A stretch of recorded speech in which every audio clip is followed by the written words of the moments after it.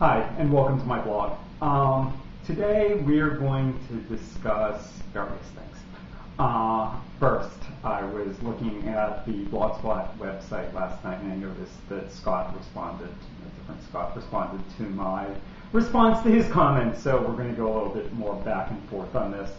I'm probably going to misquote some of what he said, but the gist of it was that, one, I shouldn't call somebody stupid, and I get to call people stupid when I feel that they are being stupid.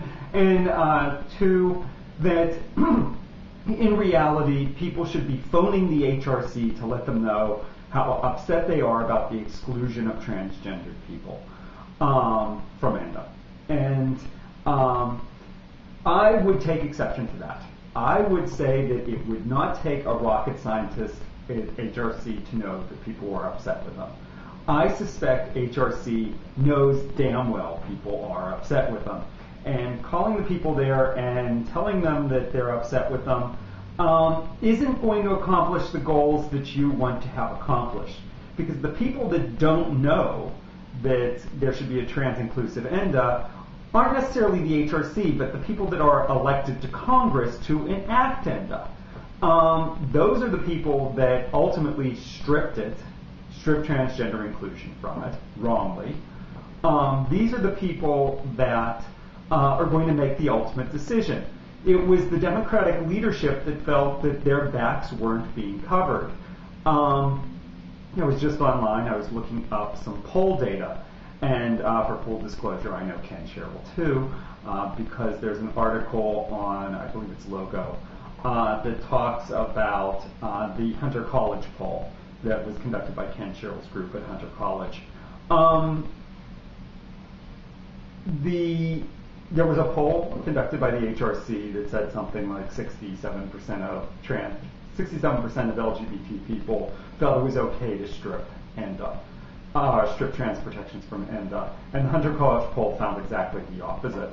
What I found interesting was that only 36% of the LGBT population felt strongly about a trans-inclusive ENDA, meaning that it was an ultimate thing. I think that that's probably where the consistency between the two polls lie, that the way that the HRC's original poll was worded tapped into that low 36% of the LGBT population that felt strongly about it. In order to get somebody to phone their representative about anything, they have to not only feel strongly about it, they have to be passionate about it. People do not phone, write anything to representatives ever. If you can generate 10 postcards a week on a topic, especially an obscure topic, one that's not considered really in the mainstream like ENDA, to a representative, they suddenly begin to pay a lot of attention to you. They don't really hear about nitty-gritty legislative issues unless it concerns a person's life. For example, it does not surprise a legislature when NARAL comes out with a pro-choice poll. They expect NARAL to come out with a pro-choice poll. But if you're doing abortion rights advocacy and you want to know something about the abortion rights movement, you may turn to NARAL to ask them what a poll says. That's where the HRC's power came in here. That they didn't know how to behave on a trans-inclusive ENDA, and HRC conducted this skewed poll, this poll. You can normally get the results you want from a poll by simply wording the question in particular ways.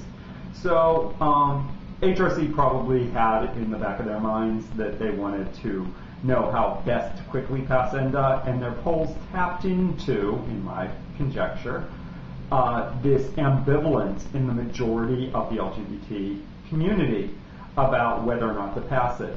Ken's poll, the Hunter College poll, was worded in a much more neutral way and was able to tease out this strong versus kind of ambivalent thing, and found that about only 36%, they said that's the same amount as the military. Well, most people don't want to serve in the military. Side story.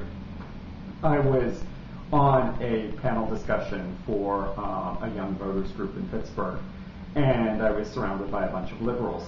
And I consider myself a liberal, I consider myself a progressive. And they were talking about the war in Iraq and how people wanted the war in Iraq to be ended. And not fearing controversy, I got to stand up there and say, I'm part of a community that's actually trying to fight to get into the military because we're being discriminated against. It didn't win me a whole lot of points with a group that was kind of blinded by this anti-war, no military establishment, military bad thing. But in reality, we are trying to fight to get in, even though most of us don't really want to do it. Okay. So that's my response. You shouldn't be calling the HRC, bombarding the HRC. The HRC knows people are pissed at them. Boycott them if you want. Stop talking to them if you want. Oh, there was one other thing in the post that I want to respond to, and that is ask the transgender board members. And transgender board members resign from the board. If I were on the board and if I were transgender, I certainly would have resigned from the board.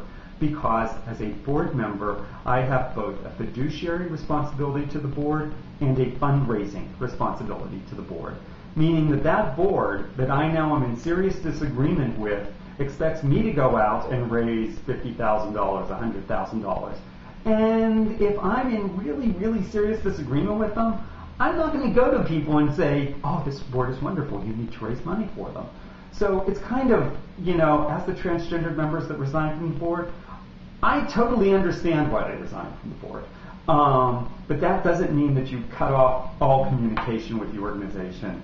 You try and convince them you're wrong, and in this case, the easiest way to convince the HRC that they're wrong is to convince the legislators that the HRC was wrong. And believe me, the HRC will turn around like that if there's the votes to pass a transgender agenda.